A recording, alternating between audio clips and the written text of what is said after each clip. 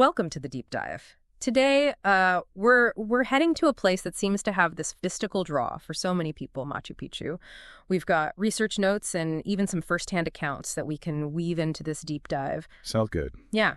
We're exploring its history, obviously, but also digging into the impact of tourism today and how people are trying to balance giving people access to this place while also preserving it. You know, it is one of the wonders of the world. Right. You'll hear from a tour guide, his name is Julio, who really seems to embody the spirit of this place. And we'll also look into the story of Hiram Bingham, you know, the explorer who kind of brought Machu Picchu to the world's attention back in 1911. Oh, yeah. One of the sources describes Machu Picchu as having this, quote, magic attraction. It even calls it one of the, quote, magnetic centers of the ancient world.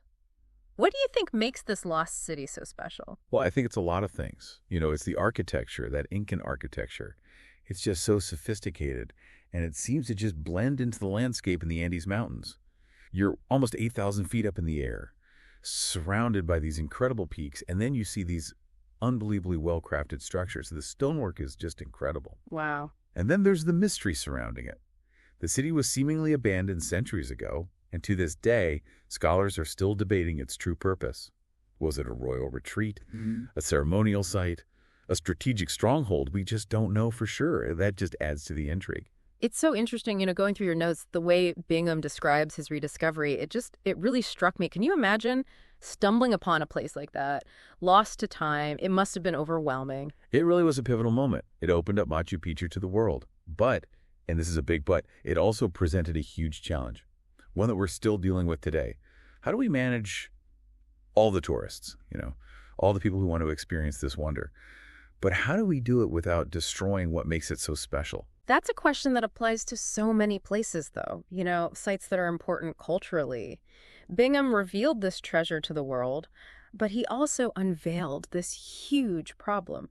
How do we share something this precious without ruining it? Exactly. And this is where all the different viewpoints from the sources come into play. We have Jose, a local hotel owner. He thinks everyone should have the chance to see this place, to experience the majesty of Machu Picchu. Yeah. He sees the wonder it brings to people's faces, you know, and he advocates for wider access.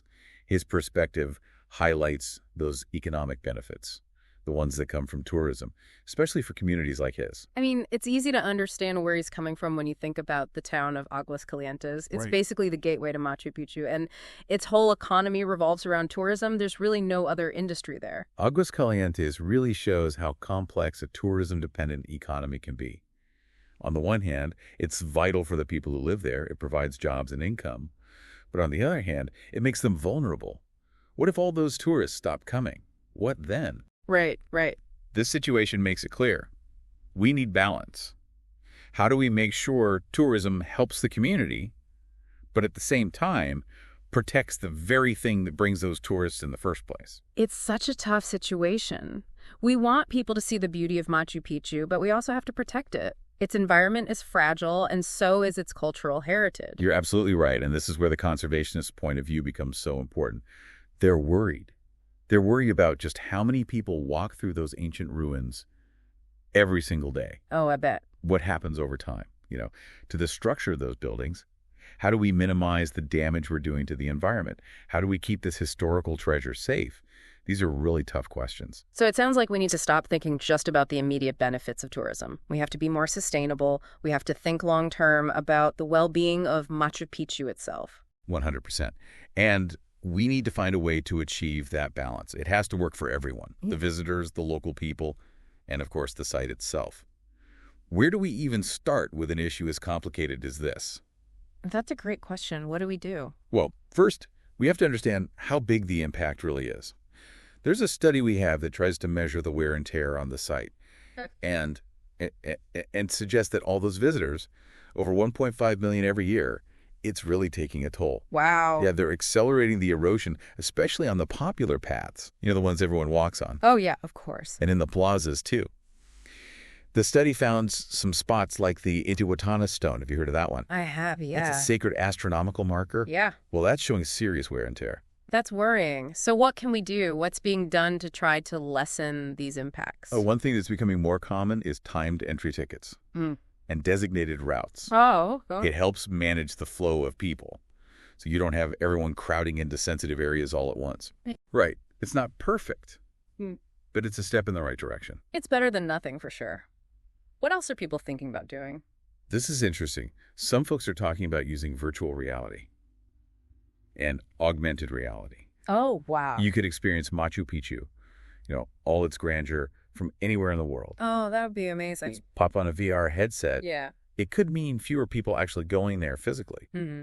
but they could still connect with the site, learn its history. That's so cool. It would open up the experience to so many more people who can't afford to travel there, people with disabilities. Exactly. It fits in with this whole trend of virtual tourism. Oh, yeah. It could be really powerful for education and for conservation. I love that idea. Technology can do so much good. For sure. And then there's this idea of shifting to different tourism models. Okay. Ones that focus on sustainability and cultural exchange, like community-based tourism, where local people have more control. They manage the tourism in their area, and they benefit directly. You mentioned that before. Community-based tourism. When we were talking about Jose, Right. what would that look like in real life? So imagine this. Tourists can participate in a weaving workshop. They'd be learning from local artisans in Aguascalientes. That would be so cool. Or picture a guided trek led by indigenous residents, people who know that region like the back of their hand. Wow. They can share all their knowledge about the plants and animals. Those kinds of experiences, they provide income to the community, but they also promote their culture, Yeah. and they teach people about the environment. I mean, that's amazing. It's good for the visitors and good for the local people. Right. Everyone wins.